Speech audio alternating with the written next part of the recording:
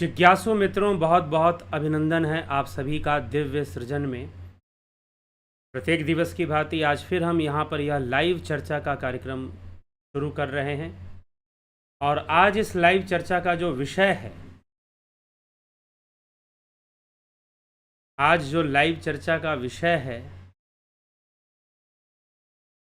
कि मुक्ति के लिए बंधन तोड़ो। अगर मुक्ति चाहिए तो बंधन तोड़ो, क्योंकि मुक्ति में ही सुख शांति है। तो जीवन में अगर सुखी होना चाहते हो, शांत होना चाहते हो, तो बंधन को तोड़ो। देखिए, सबसे बड़ी बात क्या है, विडंबना क्या है, मनुष्य के साथ विडंबना क्या है? विडंबना यह है कि उसे समझ नहीं आता कि वो बंधन में है, और जब तक उसे समझ में नहीं आएगा कि वो बंधन में है,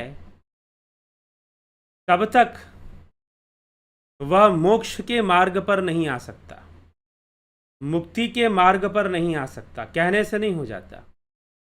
वैसे बहुत लोग कह देते हैं कि हमें मोक्ष चाहिए, हमें मुक्ति चाहिए, हमें ईश्वर से प्रेम है। कह देना एक बहुत ही अलग बात है, लेकिन मुक्त हो जाना एक अलग विषय है। और छोड़ दीजिए, इस आध्यात्मिक मार्ग को छोड़ दें, अगर हम संसार में हम अगर ले लें, एक कैदी अगर जेल के अंदर है, एक कैदी अगर जेल में है और उसे बंधन महसूस ना हो, उसे बंधन महसूस ही ना हो, उसे कैद महसूस ना हो, तो वो वहां से बाहर निकलने का प्रयास क्यों करेगा, या वहां से बाहर निकलने की क्यों सोचेगा? नहीं सोचेगा। तो बंधन जो है वो हमें दुख देता है।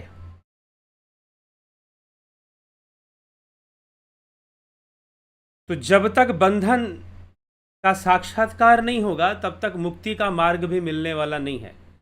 आप मोक्ष के मार्ग पर या मुक्ति के मार्ग पर तभी चलेंगे जब आप बंधन को देख पाएंगे, बंधन को समझ पाएंगे।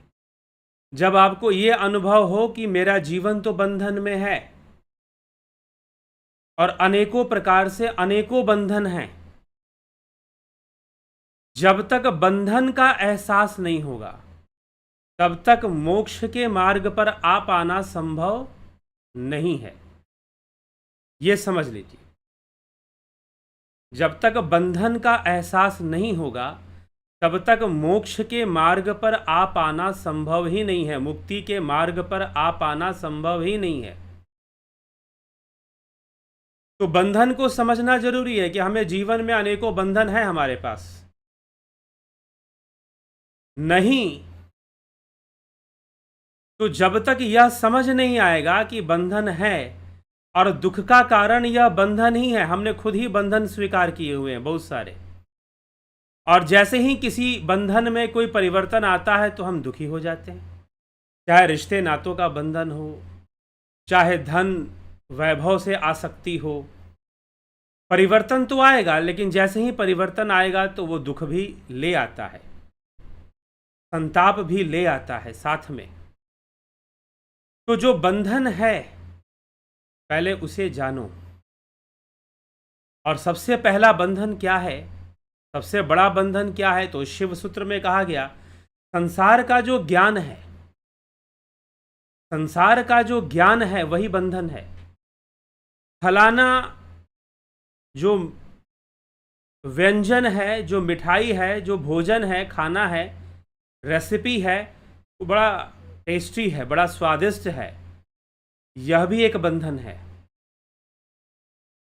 यह भी एक बंधन है। सत्य पूछो तो भोजन के अंदर कोई स्वाद नहीं होता। स्वाद प्रकट होता है, कौन प्रकट करता है? हमारी इंद्रियां प्रकट करती है, हमारी जिह्वा प्रकट करती है। अभी की पीछे कुछ मैं बायोलॉजी के कुछ चीजें पढ़ रहा था, तो उसमें जिह्वा, एनाटॉमी ऑफ टंग, उसमें बताया गया था कि हमारे जीभ के अंदर टेस्ट ग्लैंड्स होते हैं, टेस्ट बर्ड्स होते हैं। हमारे जीभ के अंदर टेस्ट बर्ड्स होते हैं जो कि भोजन का स्वाद ग्रहण करते हैं और वही स्वाद पैदा करते हैं। इंद्रियां दृश्य पैदा करती हैं, जिह्वा स्वाद पैदा करता है, आंखें दृश्य पैदा करती हैं, कान ध्वनि पैदा करते हैं और हमें सुनाते हैं। तो हमने भोजन किया, लेकिन जो भी टेस्ट आया उस टेस्ट को डेवलप किसने किया? हमारे जीभ ने किया, हमारी इंद्रियों ने किया। इसीलिए अगर भोजन में स्वाद है और आपकी जिह्वा खराब हो जाए, जैसे अभी कोरोना वायरस का इन्फेक्शन लोगों को होता था, तो क्या होता था? टेस्ट बर्ड में भी उसका इन्फेक्शन जाता था और लोगों का टेस्ट बिगड़ जाता था। मैंने कुछ पेशेंट्स की कहानी सुनी, तो कोई बताता था नमक डाला हुआ है, फिर भी उनको नमक का स्वाद ही नहीं आ रहा। खाने में नमक डाला है लेकिन नमक का स्वाद नहीं आ रहा। ऐसी घटनाएं घटनी शुरू हो गई थी। कहां? जब कोरोना वायरस का इन्फेक्शन। तो टेस्ट क्रिएट कौन कर रहा था? अगर खाना स्वादिष्ट था तो स्वाद आना चाहिए। अगर भोजन स्वादिष्ट है तो स्वाद तो आना ही चाहिए ना। लेकिन ऐसा नहीं हो पा रहा था, स्वाद नहीं मिल रहा है क्योंकि टेस्ट बर्ड्स खराब हो गए। तो हम ये सारा संसार, इसीलिए अभी पीछे हमने जो चर्चा की महाउपनिषद से, कि राजा जनक ने शुकदेव मुनि से कहा, शुकदेव मुनि का प्रश्न था कि संसार उत्पन्न कहाँ होता है और कैसे होता है। तो राजा जनक ने कहा कि सारा संसार चित्त में ही उत्पन्न होता है, कहीं बाहर नहीं। और चित्त में किसके माध्यम से? इंद्रियों के माध्यम से, इंद्रिय अनुभूतियों के माध्यम से यह वर्ल्ड क्रिएट होता है, चित्त में ही बन जाता है। अब इसका लय कैसे होगा? तो चित्त के लय से ही इस संसार का लय हो जाएगा, प्रलय हो जाएगा। तो भोजन का स्वाद कौन बना के दे रहा है हमें? ये जिह्वा, ये टंग। ठीक है, आप अपना दिमाग लगा रहे हो कि जीभ पर कौन सी ऐसी चीज जाएगी तो अच्छा लगेगा, और आप रेसिपी बना रहे हो, भोजन बना रहे हो। तो यह जिह्वा क्या है? यह इंद्रियां क्या हैं? यह बंधन है। तो अनेकों बंधन है, लेकिन मनुष्य को पहले समझ में तो आए, मनुष्य को पहले समझ में तो आए कि बंधन क्या है। वह बंधन को ही समझने के लिए तैयार नहीं है, और कई बार तो वो बंधन को ही सजाने और संवारने में लगा हुआ है। बंधन को ही सजाने और संवारने में लगा हुआ है। बंधन को ही तो लोग सजाते हैं, संवारते हैं, पार्टी करते हैं, शादी करते हैं, बहुत सारी चीजें। उन सब में क्या हो रहा है? बंधन ही बढ़ाया जा रहा है, बंधन को और बढ़ाया जा रहा है और बंधने की कोशिश की जा रही है। जब तक बढ़िया से यमदूत का दंड ना पड़े, कहते हैं कि कुछ लोग समझते नहीं हैं। स्वामी राम तीर्थ जब कहीं पर अपना लेक्चर देते थे, प्रवचन करते थे, वैसे तो वो लाहौर विश्वविद्यालय के मैथमेटिक्स डिपार्टमेंट के एचओडी थे, मैथमेटिशियन थे वो एक। लेकिन जब वो कहीं प्रवचन या कहीं पर आध्यात्मिक उपदेश देते थे तो वहां एक बोर्ड लगा देते थे कि जिनको नहीं सुनना है वो यहां ना बैठें, जिनको नहीं सुनना है वो यहां ना बैठें, जिनको सुनना है वही बैठें। तो कई लोग बैठ जाते थे रुचि से, क्योंकि ऐसे लोग बैठेंगे तो उल्टा डिस्टर्ब करेंगे, क्योंकि रुचि नहीं है। रुचि कब तक नहीं है? जब तक जीवन में उलझन ना पैदा हो। हालांकि सबके जीवन में उलझन तो पैदा होता है, लेकिन कई बार उलझन पैदा होने पर भी लोग नहीं समझते, नहीं ध्यान देते हैं कि हम तो बंधन में हैं, और अनेकों बंधन है, एक बंधन नहीं है, अनेकों बंधन है। वो उसको बंधन ही समझ में नहीं आ रहा है। एक ऐसी किसी पुस्तक में एक कथा, कोई उसका विशेष कोई प्रमाण नहीं है, लेकिन कथा सुनने को मिली, पढ़ने को मिली कि एक बार नारद जी वैकुंठ में ऐसे गए और वैकुंठ में जाकर भगवान से कहा, भगवान श्री विष्णु से कहा कि आपके तो धरती पे बहुत सारे भक्त हैं, आप यहां अकेले क्यों रहते हैं? वो अकेले थे। तो भगवान विष्णु ने, नारद जी ने पूछा, आप अकेले क्यों रहते हैं? आपके तो बहुत सारे भक्त हैं, मुझे बुला लेते मैं भी आ जाता। लेकिन पृथ्वी पे बहुत सारे भक्त हैं आपके, बहुत सारे आपको मानने वाले हैं, पूजने वाले हैं। विष्णु जी ने कहा कि नहीं, सब ऐसे ही हैं, कोई मुझे मानने पूजने वाला नहीं है, सब अपने अपने में मस्त हैं, अपने स्वार्थ को पूर्ति में लगे हुए हैं। कुछ इस तरह की बात विष्णु जी ने कह दी। नारद जी को बड़ा ठेस पहुंचा कि नहीं, ऐसा नहीं है, बहुत सारे भक्त हैं, आपके प्रति बहुत समर्पण है उनका। तो कहा कि ठीक है, जाओ, अगर ऐसी बात है तो ले आओ किसी को जो मेरे साथ यहां पर वैकुंठ में रहे। नारद जी ने सोचा कि कौन नहीं जाना चाहेगा वैकुंठ, सब जाना चाहेंगे। तो धरती पर आ गए और भक्त ढूंढने लगे कि कोई भक्त मिल जाए। कुछ से बात की, कुछ ने कुछ कहा, किसी ने कुछ कहा।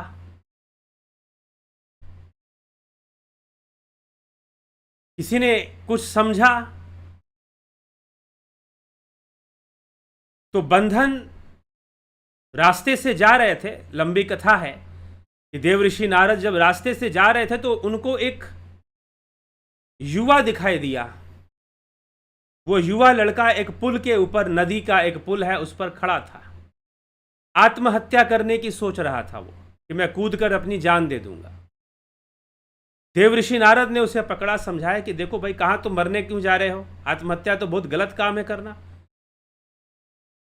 उसने कहा कि नहीं, मैं आत्महत्या कर दूंगा, मुझे आत्महत्या करना है। क्यों करना है?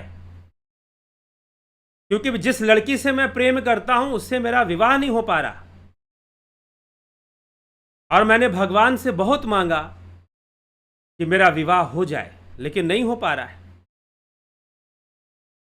देव ऋषि नारद ने कहा कि देखो, अगर तुम्हारा विवाह नहीं हो पा रहा, कोई बात नहीं, ये तो संसार है, माया है, इसमें ऐसे ही सब चलता है। तुम वैकुंठ की प्राप्ति करो, तुम ईश्वर की प्राप्ति करो, तुम अपनी भक्ति से भगवान विष्णु को प्रसन्न करो। और भगवान विष्णु ने मुझे भेजा है कि जाओ, किसी को भी ले आओ वैकुंठ में, कोई आना चाहता है तो ले आओ। उसने कहा कि अच्छा, तो उससे अच्छी जगह क्या हो सकती है, मैं चलूंगा आपके साथ। चलने लगा, कुछ देर चला, फिर उसने कहा कि लेकिन नहीं, अगर मैं चला जाऊंगा तो मेरी प्रेमिका कहीं और विवाह कर लेगी, और मैं नहीं चाहता हूं कि ऐसा हो, किसी भी इसकी कोई संभावना भी रहे, इसलिए मैं ही उससे विवाह करूंगा, तो आप मुझे समय दीजिए विवाह करने का। देव ऋषि नारद ने कहा कि ये तो जाएगा नहीं, अभी इसको विवाह की बड़ी चिंता है, ये वैकुंठ भला क्यों जाएगा, ईश्वर से भला क्यों प्रेम करेगा। चलो, कोई बात नहीं। नारद जी को लगा कि भगवान का नाम ले रहा है, पुल के ऊपर खड़ा है, मरने जा रहा है और भगवान का नाम भी ले रहा है, तो इसे ईश्वर से प्रेम जरूर होगा। लेकिन नहीं निकला। नारद जी आगे बढ़े, एक वृद्ध व्यक्ति मिला, बहुत रो रहा था और भगवान का नाम ले रहा था, नारायण नारायण भी कह रहा था, और रो भी बहुत रहा था, दुखी बहुत था। रास्ते में किनारे बैठा हुआ था, एक घर था, उसकी दीवार के सहारे बैठा हुआ था।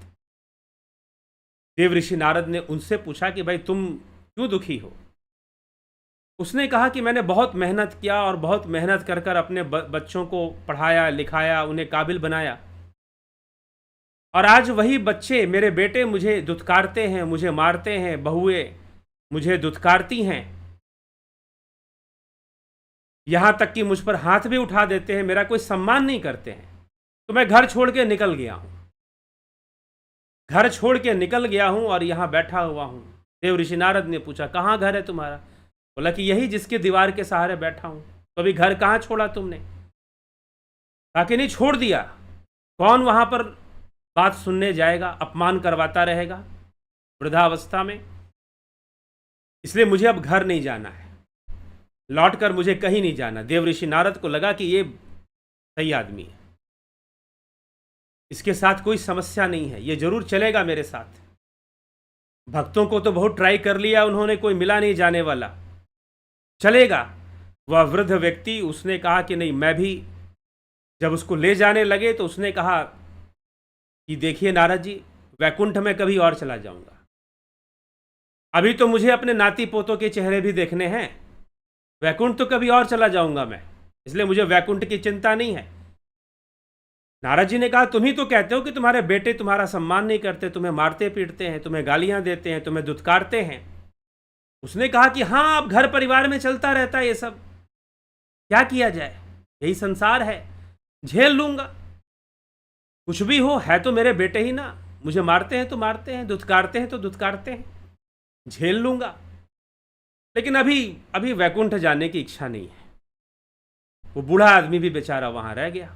अब नारद जी बड़े हताश, उनको भगवान की वाणी याद आने लगी कि भाई कोई वैकुंठ जाना नहीं चाहता, सच्चाई तो ये है, क्योंकि कोई बंधन तोड़ना नहीं चाहता। मनुष्य का दुख कैसा है, मनुष्य का दुख कैसा है। एक ऊंट रेगिस्तान के अंदर, उसे भूख लगती है, और जब उसे भूख लगती है तो उसके पास खाने के लिए क्या है, कैक्टस के पौधे हैं, कटीली झाड़ियां हैं, बड़ी बड़ी नुकीली कांटे जिसमें होती हैं, और वह ऊंट वही खाना शुरू कर देता है। ऊंट वही खाना शुरू कर देता है, खाता है, खाने के बाद पेट भरता है, रुक जाता है। अब क्या होता है, अब कटीली झाड़ियां उसने खाई हैं तो कांटे उसके जबड़े में चुभ जाते हैं और वहां से रक्त निकलता है, खून निकलता है। वह बैठकर रोता है, वह बैठकर रोता है, आंसू बहाता, उसे दर्द होता है, उसे तकलीफ होती है, और वो बैठकर रोता है। फिर भूख लगती है, खाने के लिए क्या है, वो कांटे ही तो हैं, उन्हीं को खाएगा, और फिर से खाएगा, फिर बैठ के रोएगा। यही हालत मनुष्य की है, क्योंकि ये संसार इसी तरह से परिपूर्ण है। तो नारद जी को कोई व्यक्ति मिला नहीं, चलते चलते वो एक दुकान पर पहुंचे, बाजार से जा रहे थे, एक दुकान था, एक सेठ जी थे, एक सेठ जी की बहुत बड़ी दुकान थी, और सेठ जी जो है नोट गिन रहे थे, वहां पर गिनती कर रहे थे, शाम का समय था, कितने पैसे प्रॉफिट में आए, कितना पैसे कमाए, नोट गिन रहे थे। लेकिन नोट गिनते गिनते उनकी आंखों से आंसू भी गिर रहे थे, आंसू भी गिर रहे थे आंखों से। देवऋषि नारद ने देखा कि रो भी रहा है और कुछ बोल भी रहा है, नोट भी गिन रहा है। नोट गिनते गिनते सेठ जी बोल रहे थे कि मुझसे बड़ा दुखी कोई नहीं, मुझसे बड़ा दुखी कोई नहीं, मुझसे बड़ा दुखी कोई नहीं। देवऋषि नारद को लगा कि ये सचमुच दुखी है, इतना धन वैभव इसके पास है फिर भी दुखी है, तो ऐसा व्यक्ति जरूर मेरे साथ चलेगा। सेठ जी से कहा कि क्या समस्या है भाई, क्यों दुखी हो, इतना धन वैभव तुम्हारे पास है, दुखी क्यों हो। कहा कि मेरे पास सुख का साधन है, कमठ पीठ जामही बरु बारा, बंध्या सुत बरु काहू ही मारा, फूल ही नभ बरु बहुविधि फूला, जीवन अल्लाह सुख हरि प्रतिकूला। गोस्वामी तुलसीदास जी लिखते हैं कि कछुए के पीठ पर बाल उग जाए, मान सकता हूं, आकाश में अपने आप फूल खिल जाए, मान सकता हूं, बंध्या स्त्री, जो बांझ स्त्री है, उसकी संतान हो जाए, मैं यह भी मान सकता हूं, लेकिन ईश्वर से प्रतिकूल होकर किसी को शाश्वत सुख की प्राप्ति हो जाए, ये तो मैं कभी मान ही नहीं सकता, यह असंभव है, बिल्कुल ऐसा कभी नहीं हो सकता। देवऋषि नारद ने समझाया कि मेरे पास स्वयं भगवान विष्णु ने इनविटेशन दिया है, आज से पहले कभी नहीं दिया था, कि जाओ, जिसको लेकर आ सकते हो ले आओ वैकुंठ में, तुम चलो मेरे साथ, वहां तो सुख ही सुख है, सारे संताप दूर हो जाएंगे, कोई कमी नहीं होगी, सारी कामनाएं पूर्ण हो जाएंगी। सेठ जी ने कहा कि सचमुच सारे दुख दूर हो जाएंगे, चलिए मैं आपके साथ चलने के लिए तैयार हूं। सेठ जी चल पड़े। जब चल पड़े, कुछ रास्ते आगे बढ़े, कुछ दूर, सेठ जी ने कहा कि चला तो जाऊंगा, लेकिन इतनी बड़ी दुकान कौन देखेगा, वो अब मेरी पत्नी से तो देखा नहीं जाएगा, अकेले कैसे देखेगी वो, और दुकान है तो भाई क्या कौन बैठेगा, तो नारद जी ने कहा क्यों, तुम्हारे बेटे बेटे होंगे, बैठ जाएंगे वो लोग, भाई होगा छोटा? कहा कि नहीं, कोई छोटा भाई नहीं है मेरा, और सबसे बड़ा दुख तो यही है कि मैं निसंतान हूं, मेरी कोई संतान नहीं है। अब उसे दुकान की चिंता, दुकान बंधन, ये बंधन बड़ी विचित्र चीज होती है। अब जो है वो कहा कि दुकान कौन देखेगा, निसंतान हूं, यही तो सबसे बड़ा दुख है। नारद जी ने कहा ठीक है, तेरी संतान हो जाएगी, तेरी संतान हो जाएगी। सेठ जी ने कहा कि महाराज आपकी कृपा से मेरी संतान हो जाए, इससे बड़ा क्या हो सकता है, और जिस दिन मेरी संतान होगी उस दिन आ जाना, मैं आपके साथ चल पड़ूंगा।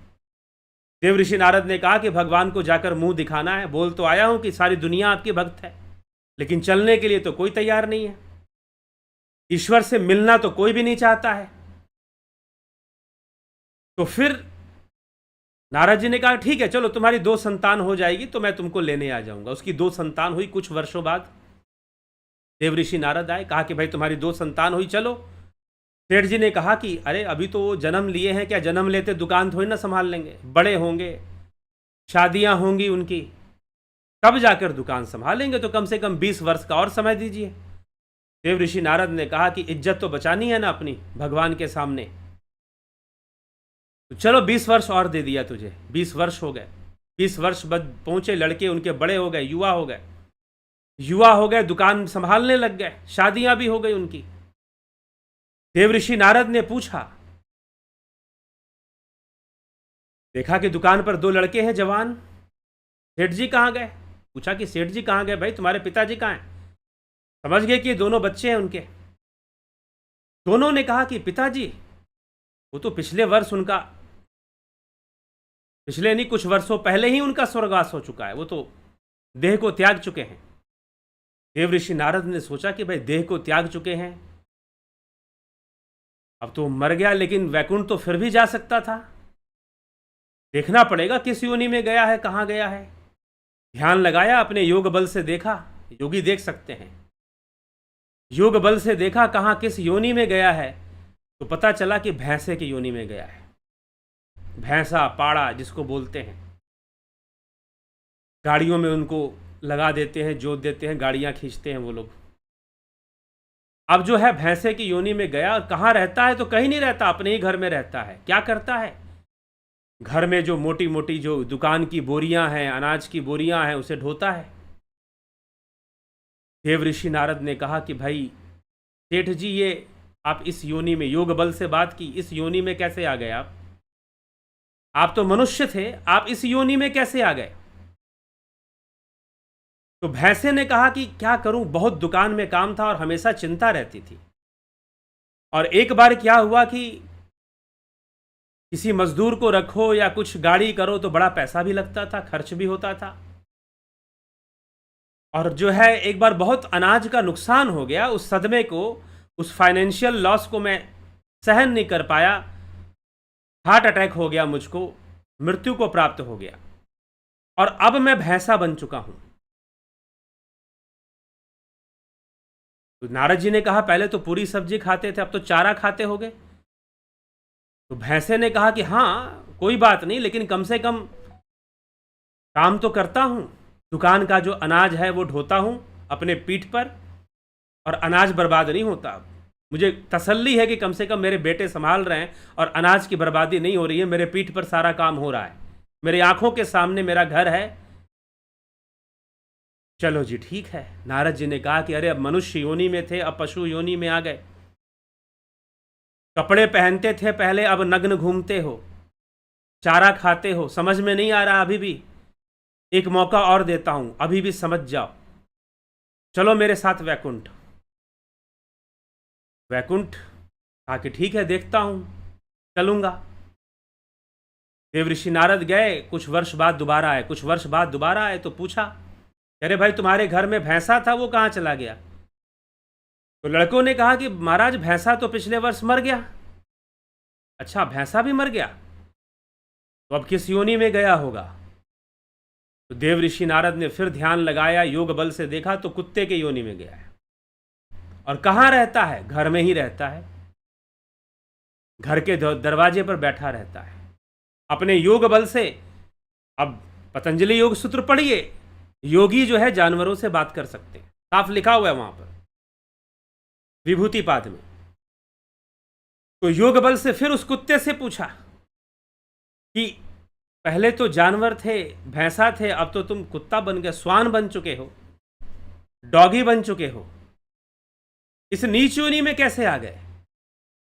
अरे तुमको मौका दिया था, कहा मैं तुमको वैकुंठ ले जाना चाहता हूं, और तुम जो है पतन की ओर जाए जा रहे हो, पतन पे पतन, पतन पे पतन किए जा रहे हो, अब कुत्ता बन गए। उसने कहा क्या बताऊं सेठ जी, भैंसा था, शरीर बड़ा था, वजन बहुत ढोता था, लेकिन मुझसे कोई डरता नहीं था। बिल्ली घुस जाती घर के अंदर, चूहे घुस जाते, और जो है बिल्लियां सारे दूध पी जाती थी, बड़ा नुकसान हो रहा था। एक बार तो बहुत 10 लीटर दूध बर्बाद कर दिया बिल्लियों ने, गिरा भी दिया, पी भी गई। तो बड़ा मुझे दुख हो रहा था, और उसी सदमे में मैं मर गया, फिर से हार्ट अटैक आ गया और मेरी मृत्यु हुई। अब मैं कुत्ते की योनि में हूं। अब कुत्ते की योनि में क्या मजाल, कोई चूहा या बिल्ली घर के अंदर मुझे देखकर भी नहीं घुसते, इतना डर है मेरा, इतना खौफ है। संतुष्टि है मुझे तो यही चाहिए था कि कोई कुत्ता बिल्ली, कोई बिल्ली चूहा घर में ना घुसे, और कोई नहीं घुसता, मैं मजाल नहीं कोई घुस जाए। अब क्या करें? अब नारद जी बेचारे क्या करें? नारद जी के पास लगता है कि अकेले ही पहुंचना है, कोई संसार से जाएगा नहीं उस ईश्वर के पास, चलने के लिए कोई तैयार नहीं है। तो देव ऋषि नारद जो है फिर चले गए, सोचा कि चलो कुत्ते को भी देखते। 6 महीने बाद फिर से आए तो पता चला कुत्ता भी मर गया। कुत्ता मर गया, ध्यान योग लगाया, फिर से किस योनि में गया, तो घर के सामने जो नाली बहती है ना, उसी नाली में एक कीड़ा बनकर वही घर के पास रहता है। कीड़ा बनकर वही घर के पास रहता है। एक लकड़ी ली, नाली में डाली, उस कीड़े को बाहर निकाला, कहा कि भाई अब तो तुम नाली के कीड़े बन चुके हो, अब क्या किया जाए? बताओ, तुमको कितना अच्छा मौका दिया था, तुमको कितना अच्छा अवसर दिया था। ये नारद जी की देखिए प्रवृत्ति है, ये संत की प्रवृत्ति है, ये योगी की प्रवृत्ति है। कैसी प्रवृत्ति होती है उनकी? कहते हैं कि एक बार एक संत थे और एक बिच्छू जो है वो नदी में जा रहा था। संत ने क्या किया, उस बिच्छू को बचाया। जैसे बिच्छू को बचाया, अपने हाथ से बचाया, बिच्छू ने डंक मार दिया। डंक मारकर फिर से बाहर निकल गया, फिर से देखा कि डूब रहा है, फिर से बचाया, फिर डंक मार दिया, फिर से बचाया, फिर डंक मार दिया। ये कहा कि महाराज क्या कर रहे हो, बार बार डंक मार रहा है, छोड़ दो उसको। कहा कि नहीं, इसकी अपनी प्रकृति है, मेरी अपनी प्रकृति है, मैं अपना काम करता रहूंगा। तो नारद जी अपने काम में लगे हुए, उनका कार्य है लोगों को मोक्ष का मार्ग दिखाना, मुक्ति का मार्ग दिखाना, वो लगे हुए अपने कार्य में। उस नाली के कीड़े से कहा कि अरे भाई, नाली के कीड़ा बन गए, यहां कैसे आ गए? उसने कहा कि जब कुत्ता था तो कभी बिल्ली के पीछे, कभी चूहे के पीछे, अब जो है मेरे जो छोटे छोटे जो पोते हुए ना, पर पोते पौत्र जो है वो हुए छोटे छोटे, अब वो मुझसे डरते थे क्योंकि मैं कुत्ता था। कभी बिल्लियों को पकड़ लेता, कभी चूहों को पकड़ लेता, तो मुझसे भय खाते थे, मेरे पास नहीं आते थे। तो मुझे बड़ा अच्छा नहीं लगता था, और फिर मेरी मृत्यु हुई तो मैं नाली का कीड़ा बन गया। अब दिक्कत नहीं है, वो मुझसे डरते नहीं है, इधर से उधर घूमते हैं तो मैं उनको देखता हूं, देखकर मुझे संतुष्टि मिलती है। व्यक्ति को बंधन समझ में नहीं आ रहा है। मनुष्य से भैंसा बन गया, भैंसे से कुत्ता बन गया, कुत्ते से नाली का कीड़ा बन गया, लेकिन फिर भी उसे समझ में नहीं आ रहा है कि बंधन क्या है। बंधन क्या है, दुख का कारण क्या है? संसार दुखमय है, लेकिन दुख का कारण है। हम चाहते हैं कि हम बहुत कुछ कर ले, हमारी एक्सपेक्टेशन बहुत सारी चीजें होती हैं, और कई बार तो हम सोचते हैं कि ऐसा हो जाएगा तो ऐसा बढ़िया हो जाएगा, वैसा हो जाएगा तो बढ़िया हो जाएगा।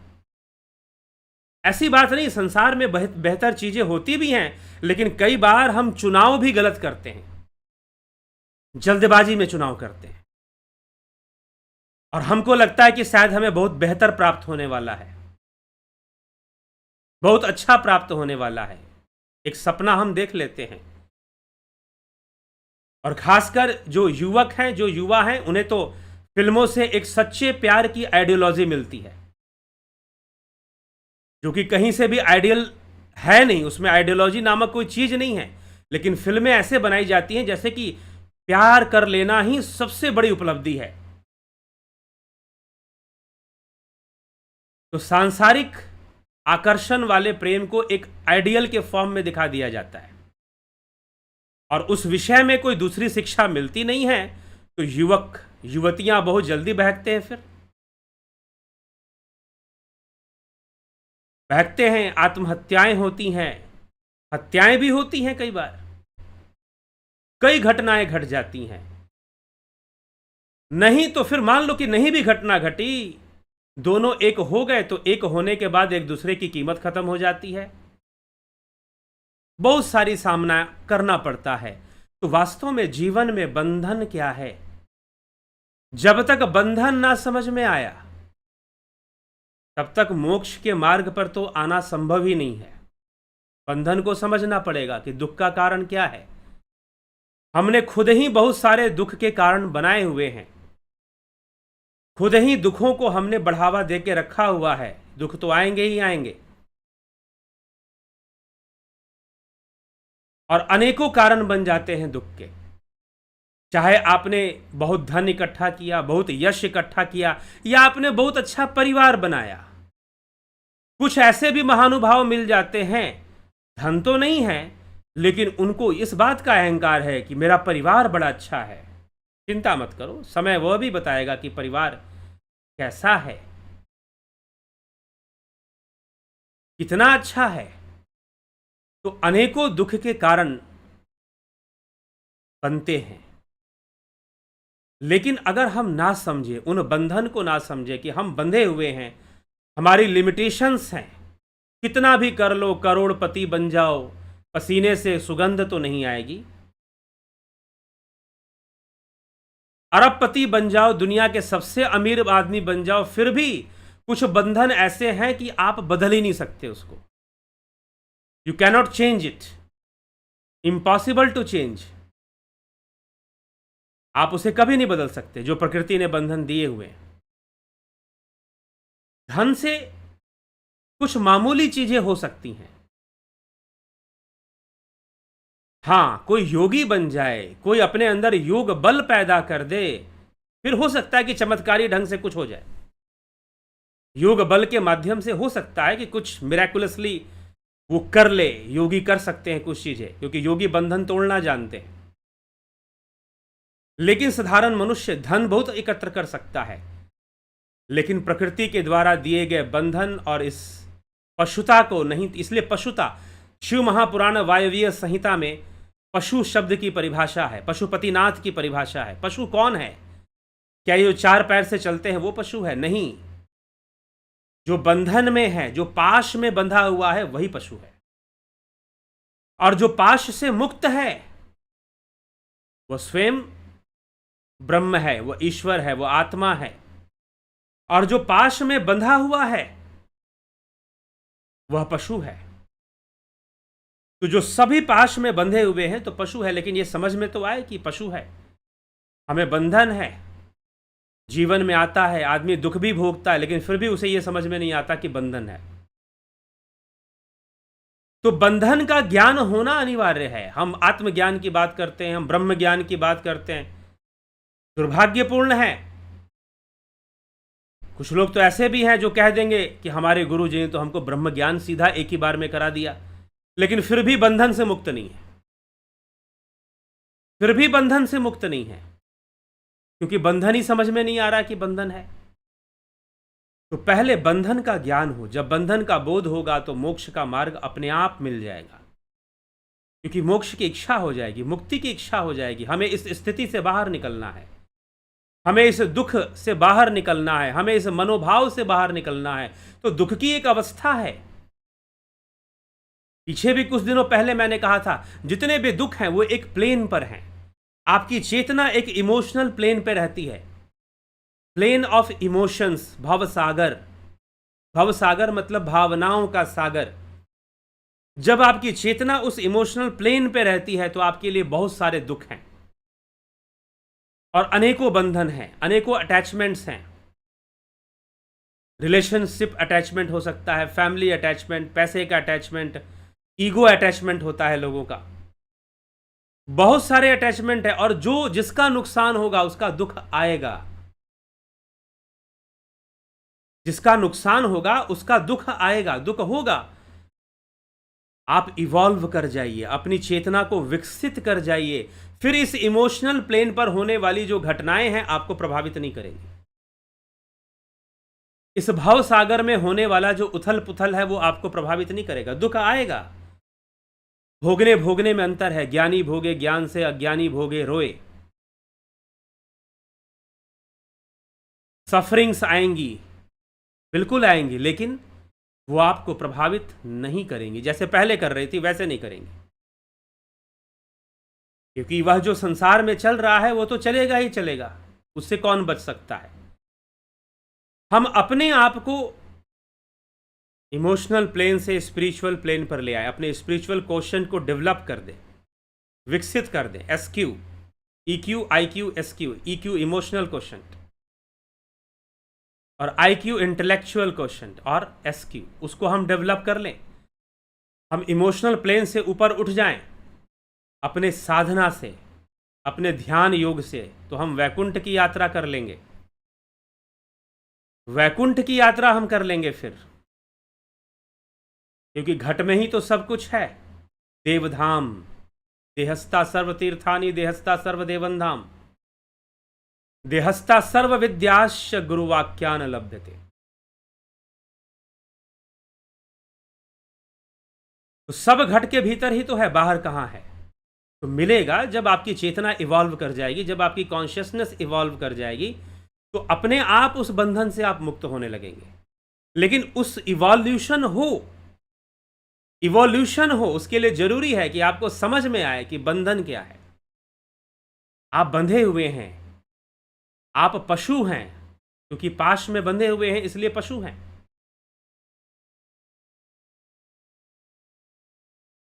तो पशु हैं तो आपको अपनी पशुता का भान हो जाए, आपको अपने बंधन का भान हो जाए कि अनेकों बंधन है। शरीर का बंधन है, शरीर के दुख का बंधन है, कितनी बीमारियां, कितने रोग। हाँ, इलाज करने के बहुत सारे उपाय हैं, लेकिन कहां तक काम करेंगे, कब तक काम करेंगे। शरीर अपना रंग दिखाएगा, शरीर जो है अपना रंग दिखाएगा ही दिखाएगा, ऐसा नहीं कि वो आपको मुक्त कर देगा। तो इसलिए आए हैं सो जाएंगे, राजा रंग फकीर। जाना सबको है, लेकिन जाने जाने में अंतर है। आए हैं सो जाएंगे, राजा रंग फकीर। एक सिंहासन चढ़ी चले, एक बंधे जंजीर। एक जंजीर में बंधेगा और एक मुक्त हो जाएगा, सिंहासन पर जाकर बैठेगा मुक्त। सिंहासन पर बैठने का मतलब मुक्त हो गया, उसके लिए बंधन नहीं है। फिर उसके लिए बंधन नहीं है फिर, क्योंकि वो सिंहासन पर बैठ गया, मुक्त हो चुका है। वो समझ गया कि ये बंधन है और मुझे इस बंधन से मुक्त होना चाहिए। तो बंधन तोड़ो। अगर सुखी होना चाहते हो तो बंधन को तोड़ना सीखो, बंधन को तोड़ना सीखो। अब बंधन टूटेगा कैसे? एक बार में टूट जाएगा, झटके में खत्म हो जाएगा? नहीं,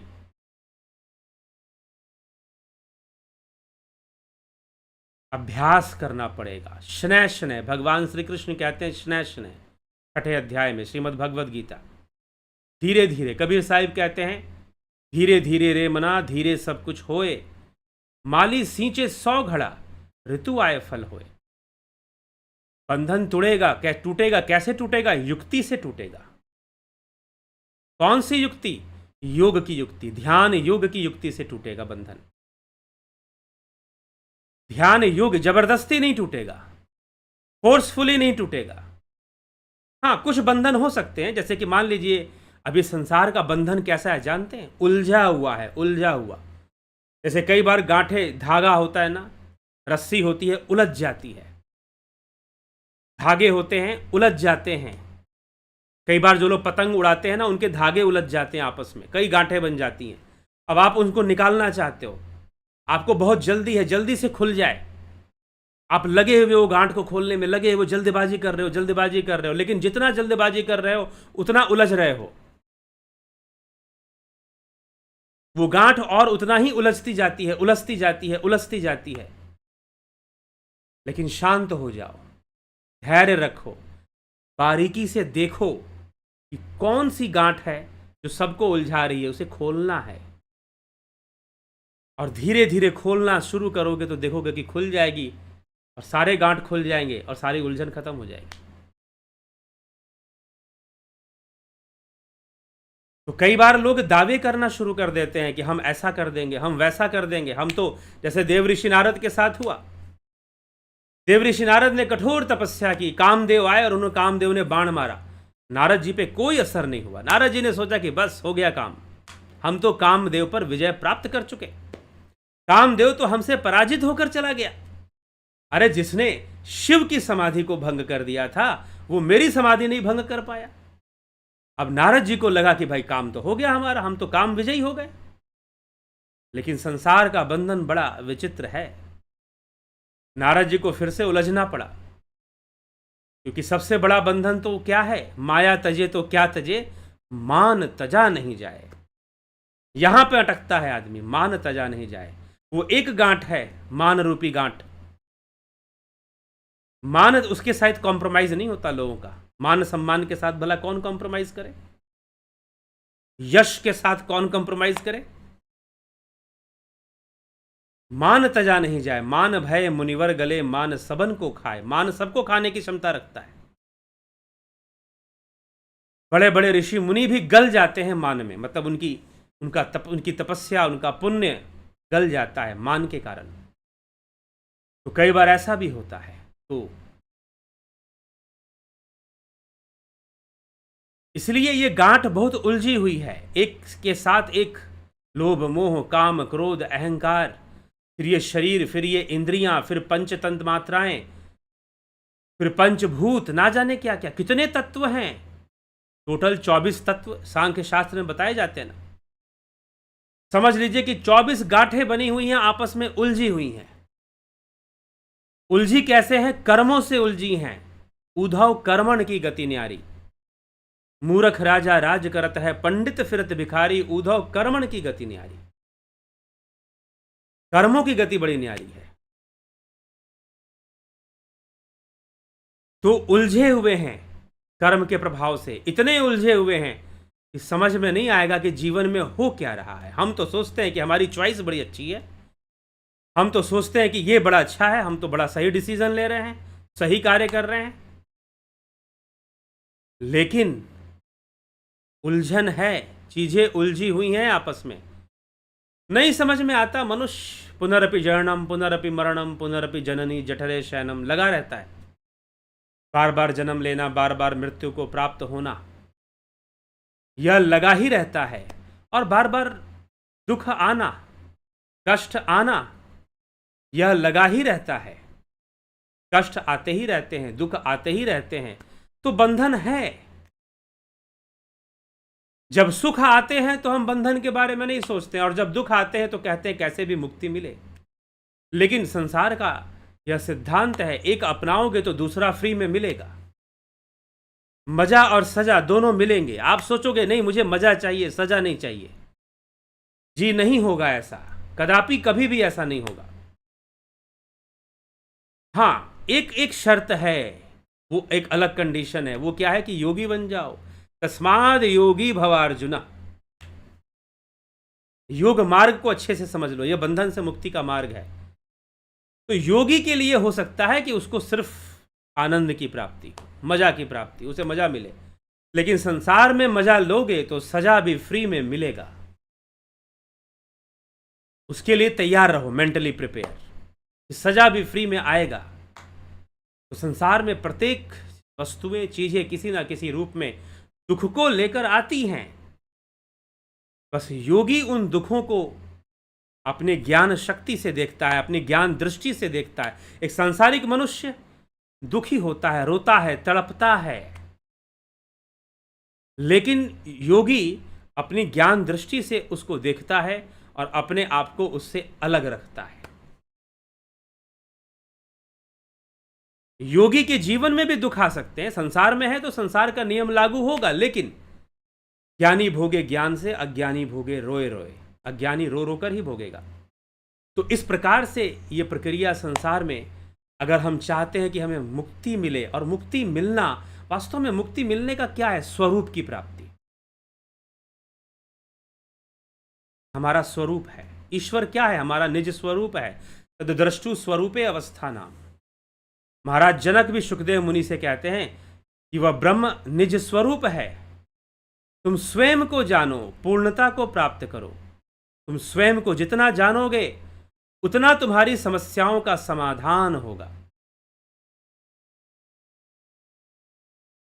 जितना स्वयं को जानोगे उतनी तुम्हारी समस्याओं का समाधान होगा, उतनी मुक्ति मिलेगी, उतने जीवन आसान होगा, उतना संसार सरल दिखाई देगा, जीवन सरल दिखाई देगा।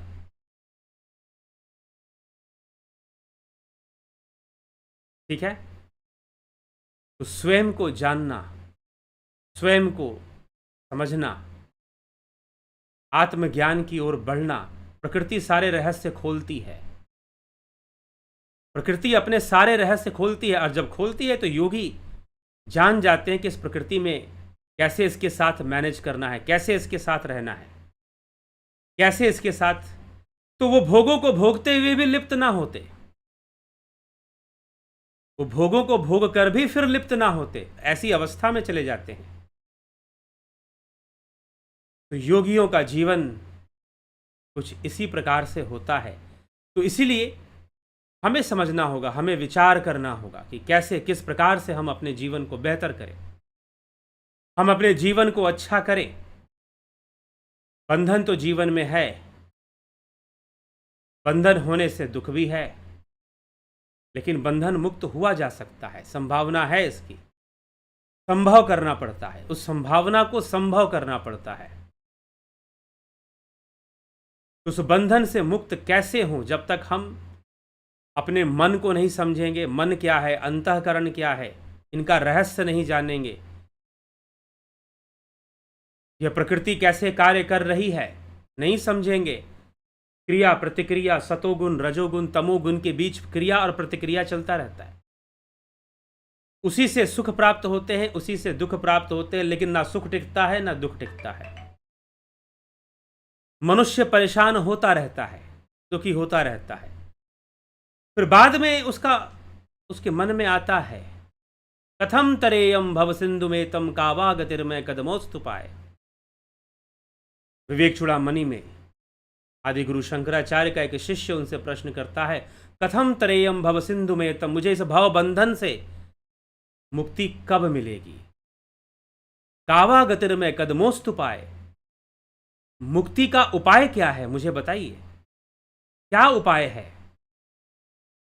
तो स्वयं को जानने का, संसार के बंधन से मुक्त होने का, और स्वयं को परम सुख में और परम शक्ति को प्राप्त करने का जो साधन है वह ध्यान योग है। ध्यान योग वह युक्ति है जो आपको इवॉल्व करता है, आपकी चेतना को विकसित करता है, आपके ज्ञान को विकसित करता है। और जब चेतना बढ़ती है, ज्ञान विकसित होता है, तो प्रकृति का सत्य सामने आता है, और आदमी को लगता है कि हमारी हालत तो बिल्कुल उस बच्चे के समान है जो खिलौनों में उलझा हुआ है, खिलौनों में उलझा हुआ है, और उसी में रोता है, हंसता है, गाता है, चलता रहता है, पागलों की तरह उसी साइकिल में घूमता रहता है। बार बार जन्म लेना, बार बार संतान की उत्पत्ति करना, आहार निद्रा भय मैथुन, आहार निद्रा भय मैथुन, इसी में यही कर्म करता रहता है और रोता भी रहता है साथ में। प्रत्येक जीव जगत की इतनी ही कहानी है, आहार निद्रा भय मैथुन, आहार निद्रा भय मैथुन। बार बार जन्म लेगा, शरीर धारण करेगा, यही काम करेगा, आहार निद्रा भय मैथुन,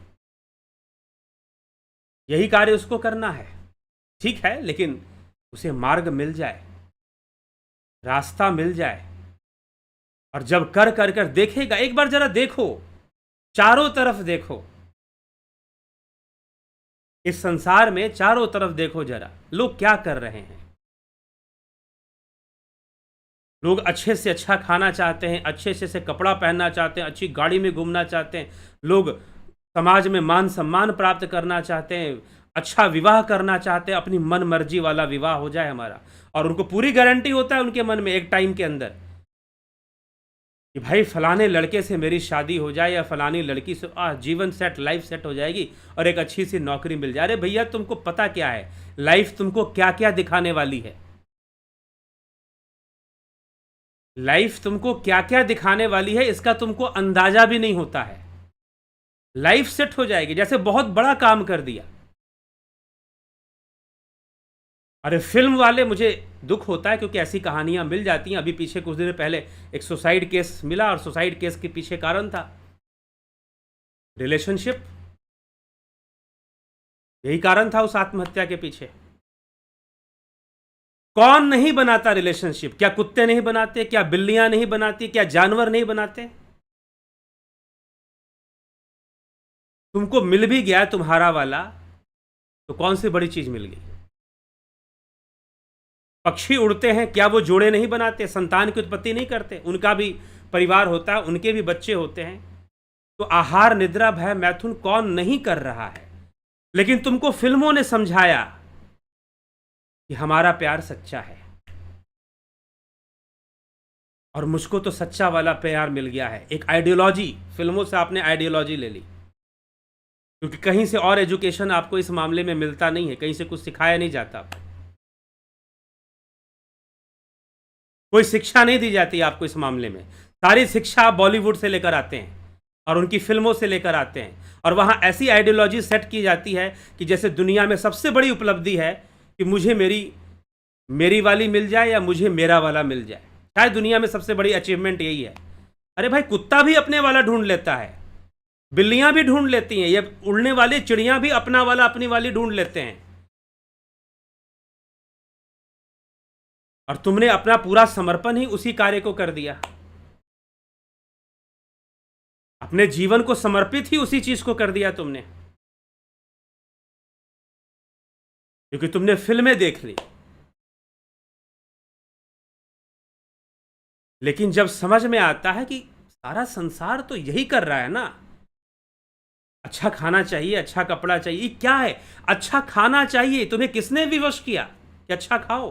अरे शरीर मिला है, जीभ मिला है, प्रकृति तुम्हें विवश कर रही है, प्रकृति का बंधन है, प्रकृति तुम्हें विवश कर रही है। तुम इस नेचर के द्वारा बाध्य किए जा रहे हो, बांधे जा रहे हो, और तुम्हें लग रहा है कि तुम अपनी मर्जी की जिंदगी जी रहे हो। कुछ लोग कहते हैं हम तो अपनी, इट्स माई लाइफ,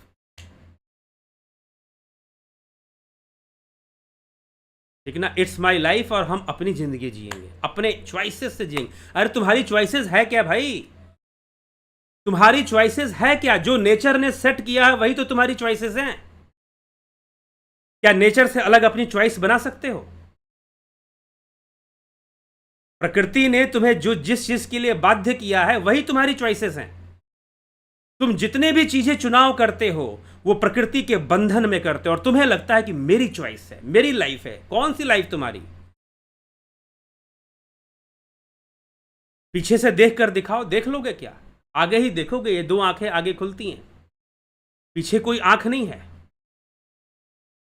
एक मुंह दिया है, और अगर ये मुंह खराब हो जाए तो खाना खाने का दूसरा रास्ता भी नहीं है। कान से तो खा नहीं पाओगे, डॉक्टर लोग पाइप घुसा देते हैं और लिक्विड फूड खिलाते हैं। चला लो अपनी चॉइस, चला लो अपनी मर्जी। अगर इतनी ताकत रखते हो कि हम अपनी मर्जी से जिंदगी जिएंगे, ऐसे कहने वाले लोग ही महामूर्ख होते हैं, क्योंकि प्रकृति ने तुम्हें बाध्य कर रखा है कि तुम यही चॉइस करोगे, तुम यही चुनोगे। प्रकृति ने तुमको बांध के रखा हुआ है, तुम्हें बंधन दे के रखा हुआ है। क्या चुन लोगे? आहार, निद्रा, भय, मैथुन, और क्या चुन लोगे? और क्या चॉइस बना लोगे? उसी में क्वालिटी ढूंढोगे, बढ़िया वाला खाना, बढ़िया वाले कपड़े मिलने चाहिए। इससे ज्यादा आदमी की सोच कहां तक चली जाएगी? सोचिए जरा। और आदमी चाहे इस संसार में पंचभूतों के बंधन में रहने वाले जो जीव है, कहां तक सोच लेंगे? अरे प्रकृति ने तुम्हारी सोच को ही लिमिट करके रखा हुआ है, उससे ऊपर सोचोगे ही नहीं, तुम जाओगे नहीं तुम। तो कितना भी ये जो लड़के लड़कियां हैं ना, आजकल फिल्म वाले जो दिखाते हैं कि भाई अपनी मर्जी से वो शादी, क्या मर्जी? कौन सी मर्जी? प्रकृति ने तुमको बंधन दे रखा है, इसलिए तुम इस तरह की सोच रखते हो। किसी की कोई मर्जी नहीं है, किसी को कोई चॉइस नहीं है, ये ध्यान रखिएगा। जो लोग कहते हैं कि हम अपनी मर्जी से जिंदगी जिएंगे, मूर्ख लोग हैं। प्रकृति बाध्य करती है तुम्हें जीने के लिए। प्रकृति बाध्य करती है तुम्हें खाने के लिए। भूख लगेगी तो खाओगे, जाओगे कहां पर?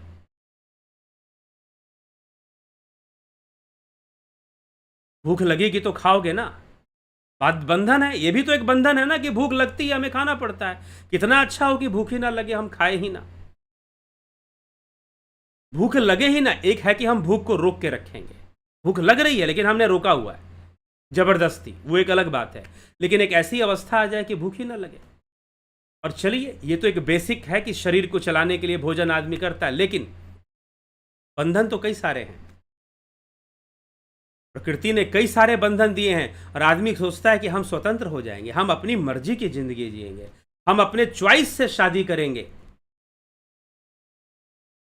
शादी ही मत करते या करने की जरूरत ना पड़ती,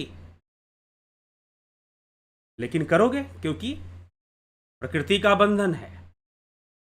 ठीक है, योगियों ने भी विवाह किया, ऋषि मुनियों ने भी विवाह किया, लेकिन उन्होंने बंधन तोड़ दिया।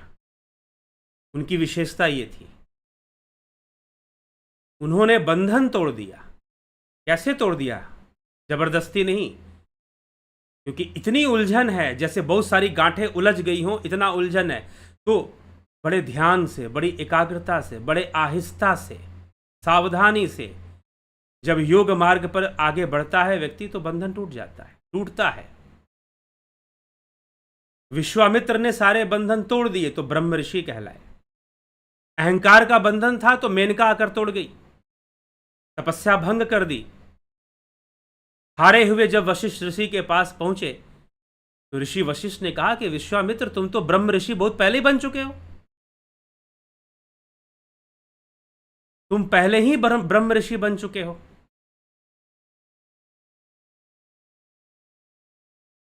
बस एक अहंकार का बंधन था, वो टूटना था, वो भी टूट गया। खत्म हो गया कि मैं बहुत बड़ा तपस्वी हूं। मेनका ने वो भी तोड़ दिया। विश्वामित्र शांत हो गए, झुकाव आ गया उनके अंदर। और तब विश्वामित्र के द्वारा जो विश्व का कल्याण हुआ, उसका प्रमाण हमारे ग्रंथ हैं, शास्त्र हैं। तो इसीलिए योगी बंधन तोड़ देते हैं। वह इस माया सबके साथ छल करती है, वो इस माया के साथ ही छल कर जाते हैं।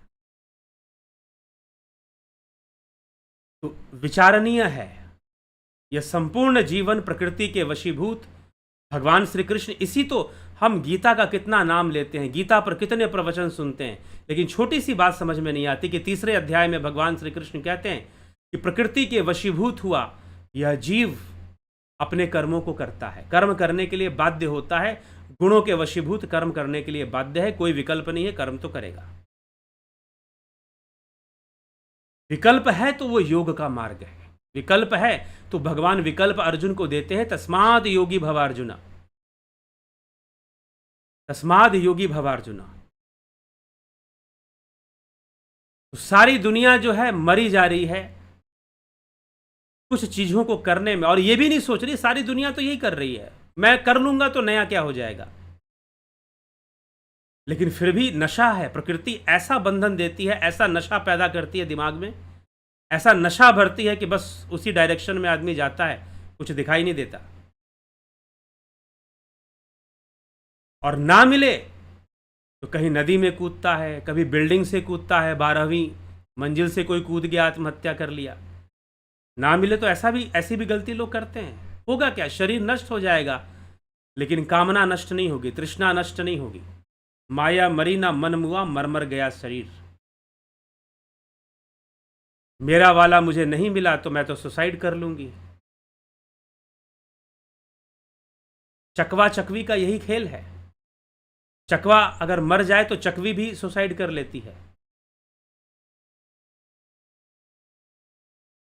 तो अंतकाल में जो ऐसा स्मरण करेगा तो वैसी योनियों को प्राप्त होता है, ऐसा भी शास्त्र कहते हैं। तो यह हमें विचार करना चाहिए। इसीलिए ध्यान योग एक मार्ग है इवॉल्व करने का, विकसित होने का, ध्यान योग एक मार्ग है इवॉल्व करने का, विकसित होने का। जुड़ जाओ, तस्माद योगी भव अर्जुन, योग दृष्टि अपने अंदर ले आओ। योगी संसार को भोगता हुआ भी बंधन में नहीं पड़ता, अपनी अवस्था में बना रहता है।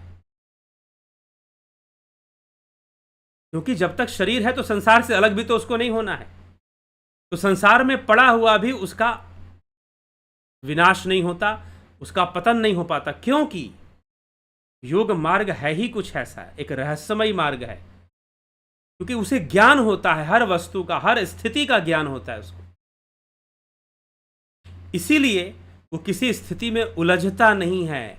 इसीलिए शिव सूत्र में लिख दिया गया कि योगी ही भोगी हो सकता है, नहीं तो बाकी सभी भोग्य हैं। प्रकृति उनका भोग कर रही है, प्रकृति उनको परवश कर कर उनसे करवा रही है। प्रकृति उनको परवश करके उनसे सब कुछ करवा रही है। योगी ऐसा नहीं होता। योगी संसार के भोगों को भी परवश होकर नहीं भोग रहा होता, तो इसीलिए वो भोक्ता भी कहलाता है। तो चलिए, कुछ ऐसी बातें हैं विचारणीय। ध्यान योग का कोर्स कल से शुरू हो रहा है, 20 जून से। परसों योग दिवस है, अंतर्राष्ट्रीय योग दिवस। और ये 20 अंतर्राष्ट्रीय योग दिवस के उपलक्ष्य में आप भी इस कोर्स को कीजिए। ध्यान योग का कोर्स, प्राकृतिक चिकित्सा का कोर्स करना चाहते हैं, फिलॉसफी का कोर्स करना चाहते हैं, जरूर करना चाहिए। ठीक, तो ये कल से ये तीनों कोर्सेज स्टार्ट हो रही हैं। कल से ये तीनों कोर्सेज स्टार्ट हो रही हैं। आप ज्वाइन करना चाहते हैं, जरूर ज्वाइन कीजिए। और जिन लोगों ने ज्वाइन कर लिया है उनको कोर्स से संबंधित जो भी मैटर मिलना है, मटेरियल मिलना है, वीडियोस मिलनी है, वो शाम को ही शुरू होता है, 3 बजे के बाद ही शुरू होता है। तो इसीलिए आप सुबह से इस चीज़ की ज़्यादा पीछे ना पड़े कि हमें कब कोर्स शुरू होगा। 3 बजे के बाद शुरू होगा, ठीक है? तब तक आप प्रतीक्षा करें। तो जिन लोगों ने कोर्स ज्वाइन कर लिया उनको मैं बता दे रहा हूं। तो चलिए आपके कमेंट्स भी देख लेते हैं, आपकी टिप्पणियां क्या कहती हैं। एके त्यागी, नवज्योति नाथ जी, नरेंद्र माकुड़े जी, अमन कक्कर जी, स्वामी भक्त देव शुभ योगी, संतोष कुमार जी, राजू पाल जी, चित्रंजन बरुआ, अवनी प्रधान, विनोद कुमार सुद, शिखर, रतन सिंह जी, गोविंद प्रसाद नीमा, श्वेता राय सिन्हा जी, नूतन भट्ट, किम सुनार, घनश्याम सरोदे, राम निवास मीना, राम विलास जी, उषा श्रीवास्तव, जगत नारायण, माधुरी कोले जी, योगेश खैमर जी, स्वामी भक्त देव शुभ योगी जी, प्रभु दत्त शर्मा जी, योगेंद्र पंडित जी, रूपलाल विश्वकर्मा जी, ईशा जी, पलकधारी राजभर, सविता नायक जी, अमर सिंह जी, उत्कर्ष तिवारी, विष्णु चंद्र मौर्य, किशोर वैद्य, काशीनाथ जी, बिमला शाह जी, श्वेता कुमारी, संतोष कुमार, तुलसीदास जी कहते हैं अरब खरब लव संपदा, उदय अस्त लव राज, तुलसी जो निज मरण पे आवे कौने काज। ठीक है। बलवंत सिंह गोहिल, अर्जन भाई चौहान, पवन कुमार गुप्ता जी, सुरेखा सनी, बबीता धीमान जी, सविता नायक जी, सदाचार के बंधन के विषय में मार्गदर्शन प्रदान करें। 70 वर्ष की माता जी ने कहा, बेटा बहू से नहीं पूछा रामायण में कैसे चलूं। मतलब 70 वर्ष की माता जी ने कहा, बेटा बहू से नहीं पूछा रामायण में कैसे चलूं। मतलब सदाचार के बंधन, सदाचार के कैसे बंधन? जहां आसक्ति है वहां बंधन है। कई बार सदाचार का भी बंधन हो सकता है, लेकिन किस रूप में है?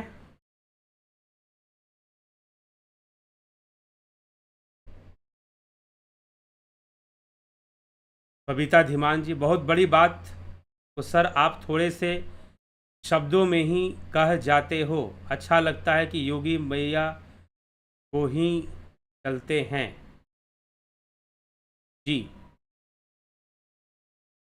बात बहुत बड़ी है, चारों तरफ दिखाई दे रहा है फिर भी दिखता नहीं है। संसार प्रकृति का यही तो माया है, माया की यही चाल है। ये ऐसी बात नहीं कि चीजें हमारे सामने नहीं है, सामने होती हैं फिर भी दिखती नहीं, हम विचार नहीं करते। सारी दुनिया जिस काम के पीछे जानवर पशु पक्षी लगे हुए हैं, मनुष्य उसी में इतना लिप्त होता है। ऐसी माया छाती है कि लगता है कि शायद सब कुछ संसार ही है। जी हाँ, बहुत कुछ हम इस संसार में हैं, संसार में रहना है, लेकिन उस कमल के फूल के समान आकर दुनिया में बशर को रहना वाजिब किस तरह, जिस तरह तालाब के पानी में रहता है कमल। चलिए, समय बहुत हो गया है इसलिए ज़्यादा नहीं बोलेंगे। गुरुदेव प्रणाम गुरुजी। फिर बंधन भी प्रकृति तुड़वाती होगी, वही बंधन तुड़वाने में, जी हाँ, जब आपको एहसास करवा देगी, जब आपको पता चल जाएगा कि बंधन है, पता चल रहा है ना कहीं से प्रेरणा मिल रही है कि बंधन है, समझ में आ रहा है कि हाँ भाई बंधन है, तो अब बंधन को तोड़ने का जब काम शुरू होगा तो प्रकृति उसमें सहायता करेगी। प्रकृति को ही मार्ग बनाकर आगे बढ़ना पड़ेगा, प्रकृति को ही मार्ग बनाकर आगे बढ़ना पड़ेगा बंधन तोड़ने के लिए। आज विषय अत्यंत महत्वपूर्ण। चंदन जना जी नमस्ते जी, अजीत अपराजित जी, जय सच्चिदानंद। चलिए, ज़्यादा समय नहीं लेंगे और विचारों को विराम देंगे। कल फिर मिलेंगे 9 PM लाइव चर्चा में। तो बहुत बहुत आभार आप सभी का। ओम तत्सत।